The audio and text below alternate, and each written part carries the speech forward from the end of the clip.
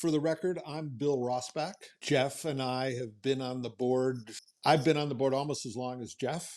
I joined Public Justice, Trial Lawyers for Public Justice, when one of the founders recruited me for at about the time of the Seattle 1985 convention, I think it was, and uh, got to go on some of our famous boat trips, and then was uh, chosen to be on the board as a part of what may have been sort of a youth movement a little bit. When Jeff was added in 86, I think Withy was added in 87, and I was added in 88. And we were sort of and then I think Macon was added in 1990. So we were sort of the young Turks for a while. I'm from Missoula, Montana, and I am now a member of the Emeritus board. I was on the board continuously for 30 years. Jeff, why don't you tell us a little bit, since you were there from the beginning, tell us a little bit about what you understood about the inspiration for the people that were the original founders, and what you understood kind of not just the inspiration, but what was sort of the founding principles. I'm Jeff Foote, Portland, Oregon. I'm now retired, but I've been involved with public justice, or then trial lawyers for public justice, since the beginning, or almost the beginning, 1982, and been on the board since 1986, I believe. Was the 10th president, 1992-93. Chaired one of three people that have chaired the case evaluation committee in our 40-year history, and been, active most of that time, a little less so the last few years. Well, as I mentioned, I had joined at the ATLA convention in 1982. So the organization had already started, and people like Joe Cotchett and Dean Robb and J.D. Lee, Bob Cartwright, I'm sure I'm leaving some out, Bill Trine, Leonard Ring. They had this organization up and running. As I understand it, they were at a meeting not too long before that where Ralph Nader gave a speech and essentially guilt-tripped a bunch of trial lawyers into forming an organization that would go out and do public justice. I was personally recruited by Mark Twain, as this white gentleman in a Mark Twain getup approached me, and someone pointed me out to him. Mark Twain was Dean Robb from Michigan, and he was doing a Mark Twain show. It was something that he did. So he recruited me at this convention. But I had been involved in the national and local environmental movements. But the case that he was talking to me about was a case that was active at the time called Lioso versus the United States, case involving the murder of a white woman from Detroit who had driven down to Alabama to assist some of the civil rights workers with transportation and things like this. This was 1965. She was in a car with a black civil rights worker driving down a road, and they were stopped by a carload full of Klansmen, and she was shot and killed. The basis of the case was that one of the folks in the car was actually an FBI informer, so the case was against the United States for failing to control this guy. It went through, and it was finally it was dismissed. But it was the first case that was starting to do this principle of getting a bunch of good trial lawyers together to pursue justice. I think Dean had the case, and I know Bill Trine and some others got involved with some of the discovery, some of the motions and that sort of thing. And it just impressed the hell out of me, particularly because in 1967, when I was a senior in high school, I was involved in speech and debate contests, and one of the One of the contests that I entered was oration, and my oration was called Southern Justice, and it focused on the Liuzzo case. And here's Dean Robb, aka Mark Twain, telling me about this case that he's involved in that so brought back all kinds of interesting memories, and I knew it was an organization I wanted to be part of. What I understood, the initial principle was they were going to try to get 300 founders, each to pony up $1,000, and that with that $300,000, that would be the seed money, and from then forward we would never have to raise money because we would be earning legal fees. It didn't work out quite that way. Joe Cochette likes to say, well, we lied. And in my case, I was working for a law firm, and my boss did not particularly approve of my involvement, so he refused to pay the money. So I got then TLPJ to agree to let me pay it quarterly. So I paid $250 a quarter for that first year. Shortly thereafter, I went out on my own because that boss and I were not seeing eye to eye on a lot of things. Anyway, that's how I got involved. And back then, that was the case. That was the case back then. And some of the major early cases we were involved in, we lost. But we went out and fought the good fight and tried to do things that people had not done with the law before. Oh, absolutely. I mean, to be in a room and treated as an equal, to people like Bob Cartwright and Joe Cochette and Leonard Ring, and I mean these guys were Sal Liccardo, Trine. These guys were all leaders of the ATLA, and they were legends. Some of the cases that they'd all handled. So it was, and as it turned out, in my mind, many of these guys were mentors for me.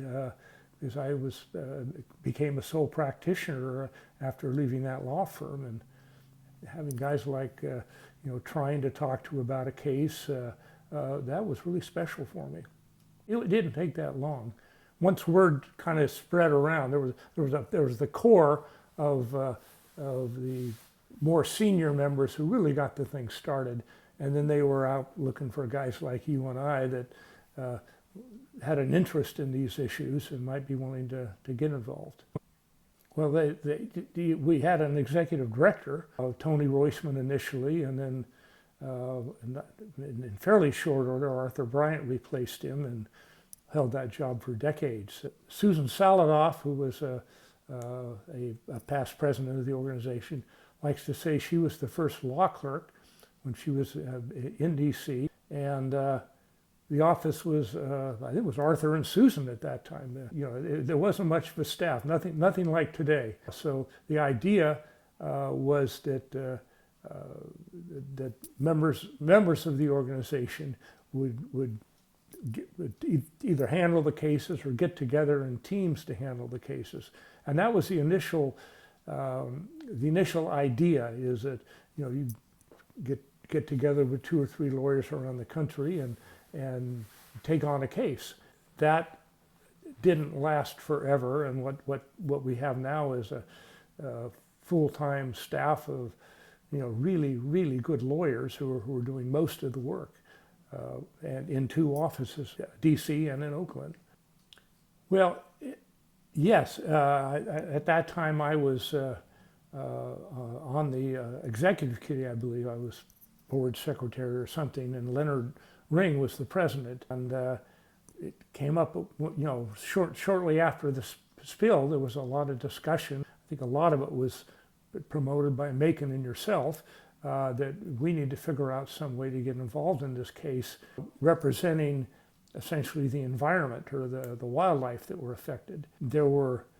Immediately there were 2 groups of lawyers that all showed up in Alaska, trying to get involved in this litigation. There's the lawyers that actually had clients representing I think a cannery workers union or a fishermen's union or some of the tribal interests, and then there were I refer to them as the direct action lawyers, and then there were a bunch of them that were up there had filed class actions and were attempting to get those certified, and then but nobody seemed to be representing the interests of the wildlife or the environment, which was seriously affected. And so we talked about it at a few board meetings, and I I remember one of the first times it came up. Leonard Ring, who was the president, a legendary trial lawyer from Chicago, but a city boy. And he was talking about how he got all worked up about how we got to go out, we got to save the environment, we got to protect the bunnies, the bunny rabbits. But he was as sincere as yourself or Macon about it. And actually, that's right.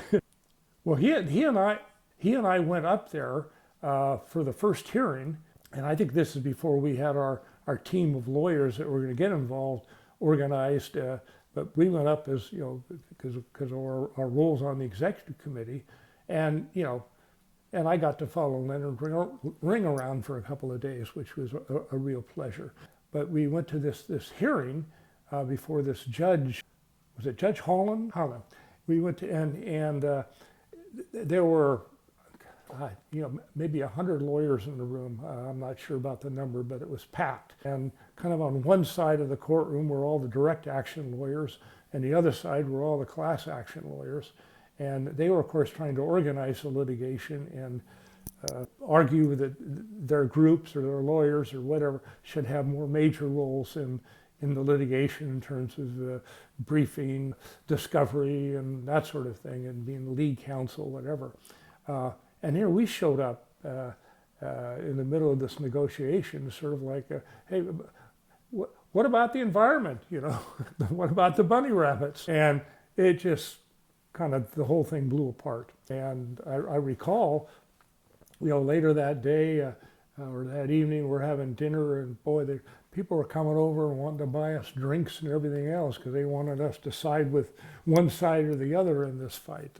And we didn't side with either. We kind of maintained our own integrity and our own group. And like I say, folks like yourself, Macon, and a few others took on major roles in the litigation, which went on for some time. But that was our first major environmental case that I'm aware of, unless Jim Hecker was already involved down in West Virginia at that time. The case that you're referring to is called Avergon versus Hull. And it was the people that originally brought the case and got us involved was a group called the Christic Institute, which is I guess a Catholic-inspired organization. The fellow that was running the case for the Christics was a fellow named Danny Sheehan. And I recall there was actually a Jesuit priest from Portland who was involved in a lot of discovery. Trying to remember his name. I want to say it was Father Davis, but I could be wrong about that. Anyway, basically what happened is this was during the, I guess, the Civil War down in Nicaragua, and there was the Sandinistas that were I think were in control of the country at that point, and then there were what were called the Contras, which were the more traditional or more conservative group. And one of their leaders was a fellow named Ian Pastora. And he was holding a press conference, very secret deal, and it was, remember the people that went to it had to go up some river in boats for miles and miles and miles. Anyway, at the press conference, Pastora basically was going to announce that he was breaking with the Contras, and I think throwing his troops or his group in with the Sandinistas.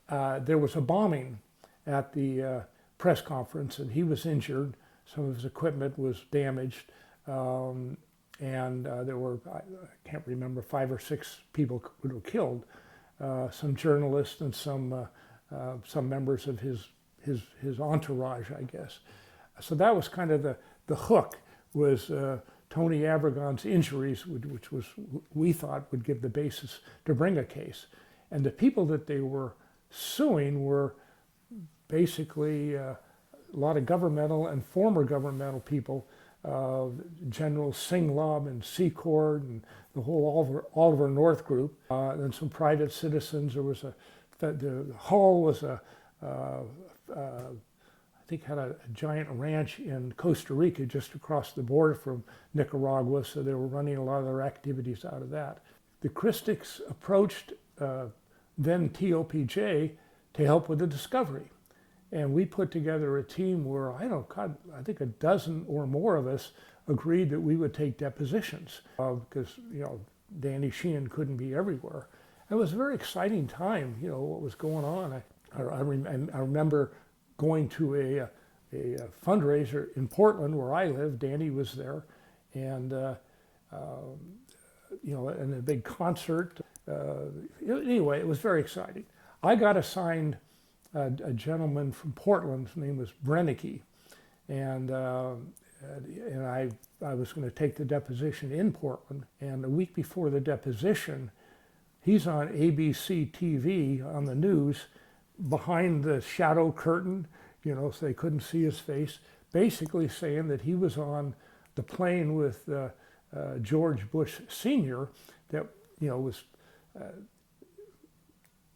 was taking the drugs, if I have this right, to Iran and bringing weapons back. The whole Iran-Contra weapons and drugs deal, and he was supposedly on this plane and was going to blow the whistle. Well, immediately he became the cause célèbre of the more conservative elements in our society, and had these kind of right-wing lawyers, and they moved the deposition to Washington, D.C. And I flew back to do the deposition and walked in the room, and there were probably at least 20 news outlets there. Cameras, ABC, NBC, CBS, Night Rider newspapers, New York Times, and the Rolling Stone. This is my chance, the Rolling Stone, started the deposition, and he took the fifth on everything, including his phone number. So it was a very short deposition. And I walked a couple blocks away where Mike Withey was taking the deposition of a guy named Donald Gregg, who was Bush's national security advisor when Bush was vice president. And he was actually answering questions. I guess as a government official, you couldn't be taking the fifth. But it was a very exciting time. And unfortunately, we got thrown out on summary judgment because the judge ruled that we didn't make the causal link between this bombing or this conspiracy, I should say, and Tony Aragon's injuries. So it ended, again, before you had your moment in the sun. Well, what started occurring is that some of the larger law firms in the country that are involved, class action, mass tort law firms, these sort of things, they were becoming more and more successful and having some incredible results on behalf of injured people. And more, those started becoming the public justice or the TOPJ then cases with these law firms handling it. And the other thing that was going on is our in-house presence. We went from one lawyer and a law clerk to, 20-some lawyers now.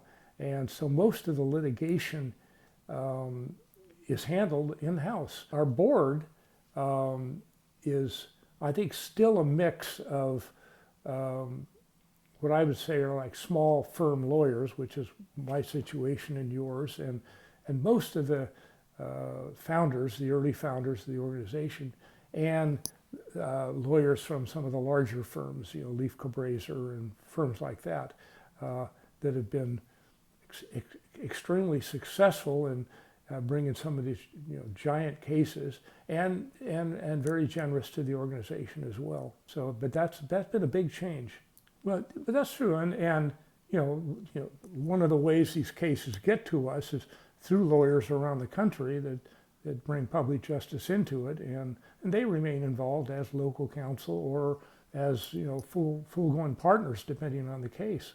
We've also been getting cases from other public interest organizations.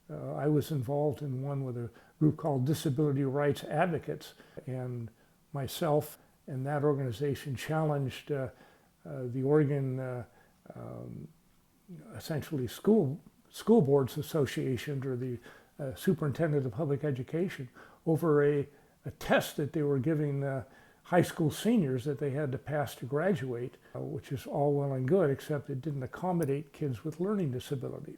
We brought that case, and Sid Walensky was the fellow from Disability Rights Advocates, and we walked into about the first hearing, and all of a sudden they wanted to talk settlement. And we spent a good part of a year putting together a settlement package that worked for our clients. And that was an example of one where we did get attorney's fees. So those kinds of cases occur as well. This was, I want to say, okay, I believe it was 2002, August of 2002. Arthur and Nancy and Wally were up in Oregon at a place called Sun River Resort in Central Oregon, attending the Oregon Trial Lawyers Convention, where Arthur was one of the speakers. And as they left to drive back home to Oakland, a fella in a Chevy pickup truck crossed the center line, had a head-on collision with their, I think it was a Toyota Corolla, and Arthur and Nancy were both pretty severely injured, and Wally was in the back seat, I think suffered a broken leg. I was in Mississippi at the time, taking depositions, and I get a call from a chaplain at the local hospital asking, well, do you know Arthur Bryant? And I said, well, yes. He said, well, he's been in this serious accident. We don't have any way to notify anybody, but your name and phone number were on a piece of paper in his pocket. So they called me. He had my number written down so we could, be in touch during the convention. And I flew home and was there the next day, and was very involved in helping first Nancy, because she was in a kind of an induced coma, and bringing her out of it.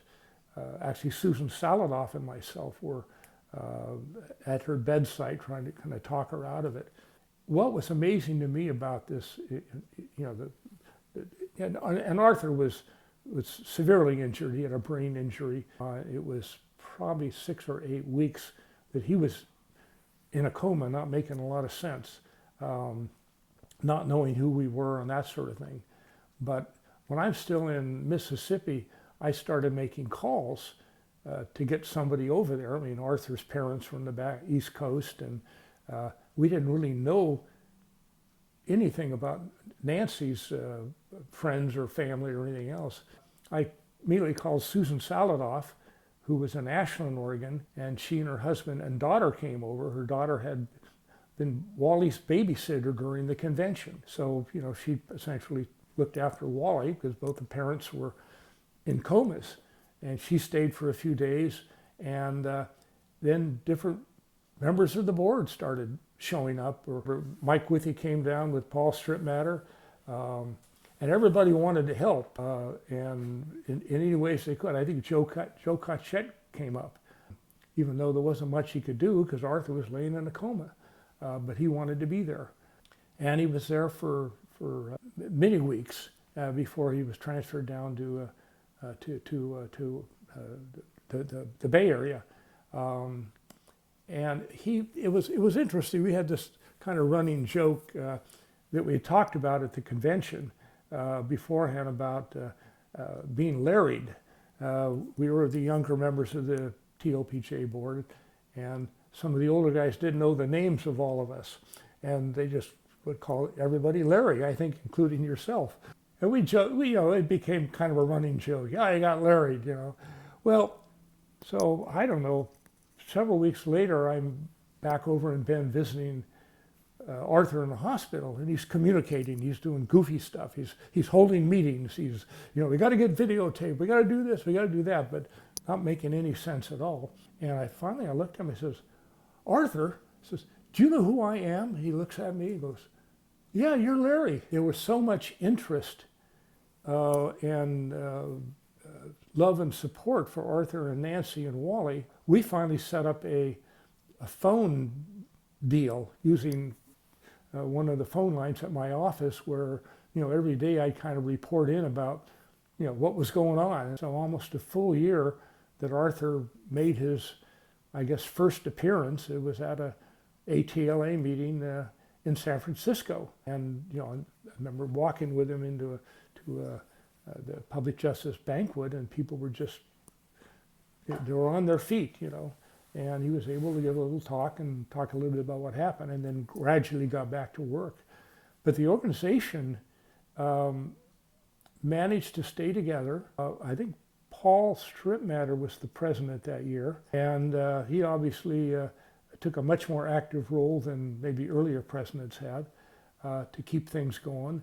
There were concerns about fundraising, and that continued, and the staff was terrific in supporting Arthur and taking over his work. And we managed to function for really a full year without Arthur, who had been really the guy that made it happen for a number of years beforehand. This is a very different organization than it was 40 years ago or even 30 years ago.